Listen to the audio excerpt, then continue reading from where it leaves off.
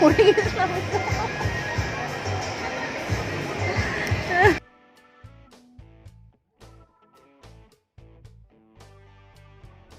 Hello, good morning. তোমরা সবাই কেমন আছো? আশা করছি সবাই খুব ভালো আছো, সুস্থ আছো, বিন্দাস আছো। নতুন ব্লগ স্টার্ট করলাম। আজকে হলো বুদ্ধ পূর্ণিমা। আমি সকাল সকাল স্নান করে নিচ্ছি ঘুম থেকে উঠে। আর ব্রেকফাস্টে আছে লুচি আর সাদা আলুর তরকারি, আর আমি বেসনের লাড্ডু বানিয়েছিলাম। বেসনের লাড্ডু এখানে ওইরকম রসগোল্লা আর পাওয়া যায় না খুব একটা, গেলেও সেই হলদিরামে ওখানে যেতে হবে, সুন্দর সুন্দর বড় বড় রসগোল্লা পাওয়া যায়। তো এখন আপাতত আমার কাছে বেসনের লাড্ডু আছে, বেসনের লাড্ডু আর তার সাথে লুচি আর সাদা আলুর তরকারি।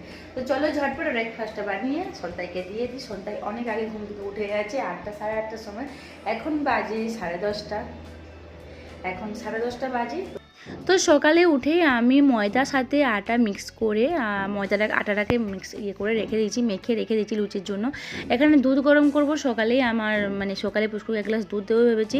তো দুধটাকে গরম করব। এখানে আমি মাঠা তুলি, যেটাতে আমি ঘি বানাই। তো আটা এখানে মাখা হয়ে গেছে। আলুটাকে আগের দিন রাত্রেবেলা আমি ছুলে রেখে দিয়েছিলাম, যেহেতু আমি লুচির সাথে সাদা আলু তরকারি করব। একদম সিম্পল, একদম কালো জিরে ফোড়ন দিয়েছি আর লঙ্কা ফোড়ন দিয়ে, কিছু মশলা টশলা দিচ্ছি না সেভাবে। এইভাবে একদম সাদা আলুর তরকারি বানাবো। এখানে হলুদ দিচ্ছি, আমি হলুদ মশলা টশলা দিচ্ছি, নুন টুন দিয়ে সুন্দর করে একটা ঝাল ঝাল একটু নুন ঝাল একটু আলুর তরকারি বানিয়ে নেব লুচির জন্যে।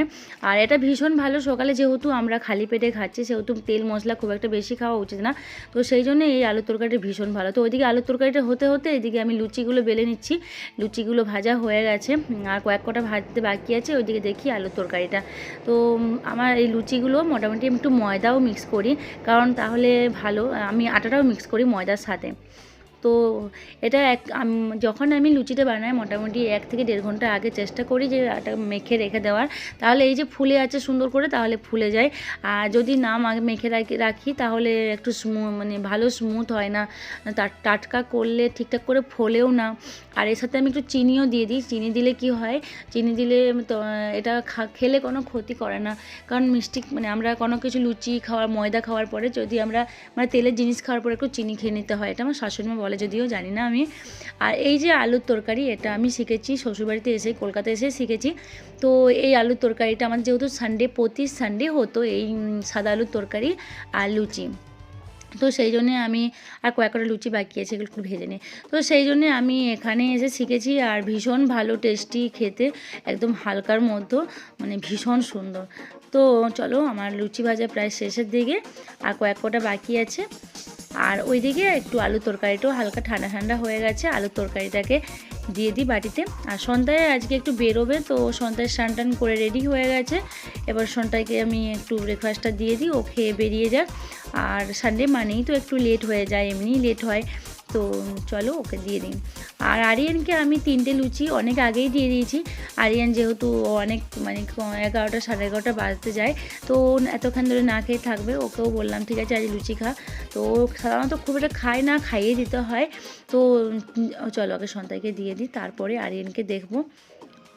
তো এই হলো আমার সাদা আলুর তরকারি আর গরম গরম লুচি। তো এখন সন্তাইকে দিই, সন্তাই কি বলে, আরও নেবে কিনা। তো যদি নেয় আমি পাশে বাটি রেখে দিলাম।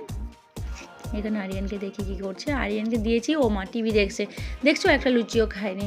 বলে গেলাম লুচিগুলো তুই খায় একটু একটু করে, তো খায়নি। আমি না খাইয়ে দিলে খাবে না, এই হলো সমস্যা।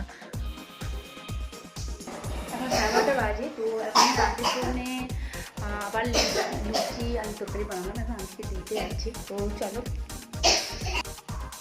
আমরা যখন ব্রেকফাস্ট করছি তো তখন আন্টি এসেছিলো, পায়েস দিয়ে গেল। তো আমরা সকালেই সন্ধ্যায় বলছে যে আন্টিকে একটু লুচি আলু তরকারি দিয়ে আসতে পারতে।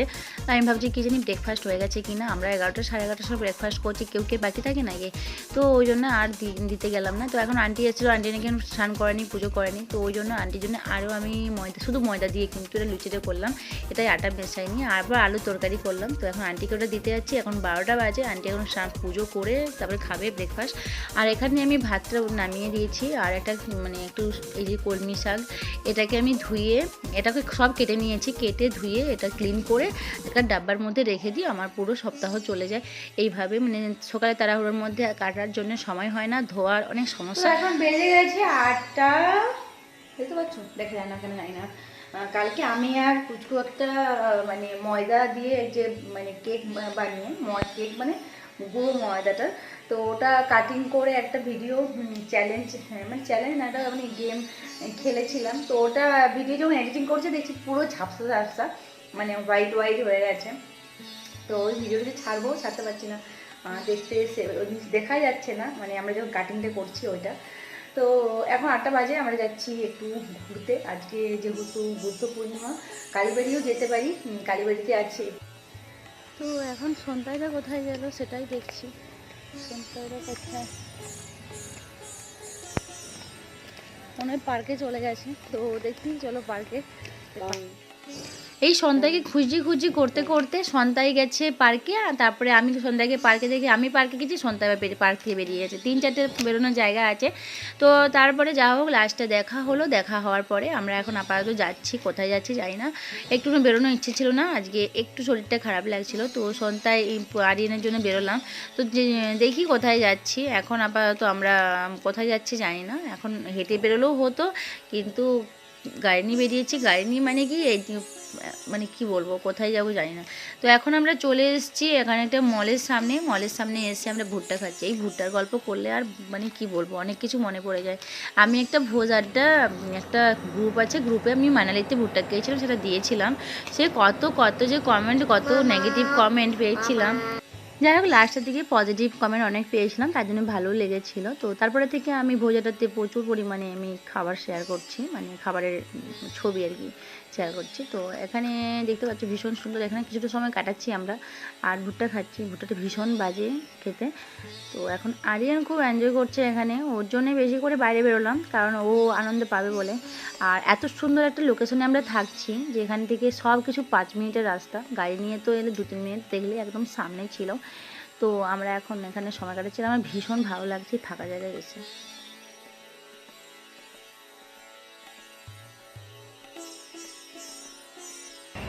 এটা গ্রেট ইন্ডিয়া প্লেস, এখানে এসছে, ভীষণ সুন্দর জায়গাটা। এখানে আমরা মাঝে মাঝে এসে বসি, না আমি বসি, আমার ভীষণ ভালো লাগে এটা। আর এখন আমরা ভুট্টা খেলাম আর কিছুটা সময় কাটাচ্ছি। এই যে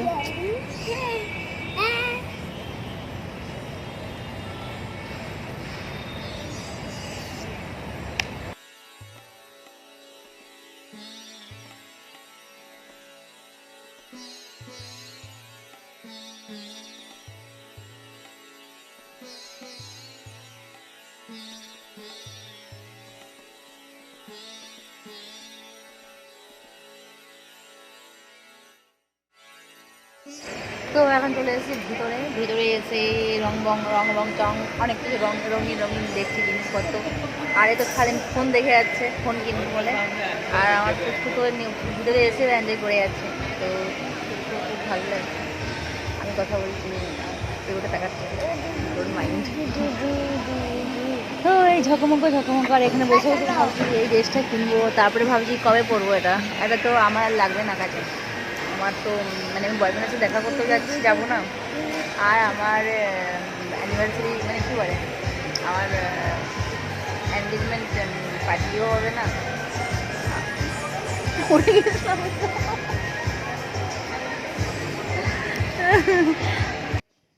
তো আমি কখন থেকে বসে ভাবছি কি যে এই যে গাছগুলো তাল গাছের মতো, তো এগুলো কি অরিজিনাল না ফল সেটাই বুঝতে পারছি না। মনে হচ্ছে তো যে এটা অরিজিনাল, কারণ এটা সুন্দর গাছগুলো। ওই দেখো একটা বাস যাচ্ছে পুরো গাড়ির মধ্যে ঘুরছে। এটা যেরকম বাচ্চারা গাড়ি করে, সেখানে বড়রাও এখানে এই বাসটা করে পুরো মল ঘুরতে পারে। তো আমরা এখন মল থেকে বাড়ি যাচ্ছি, আর সুন্দর দেখছো রাস্তাগুলো, এত সুন্দর কি বলবো, রাস্তাগুলোই ভীষণ সুন্দর। তোমার রাস্তা দেখলেই চোখ জুড়িয়ে যাবে, আর কি মানে মলে যেতে লাগবে না, এত সুন্দর। এই যে দেখছো ফ্লাইওভারটার নিচটা কৃষ্ণ করে সাজিয়েছে।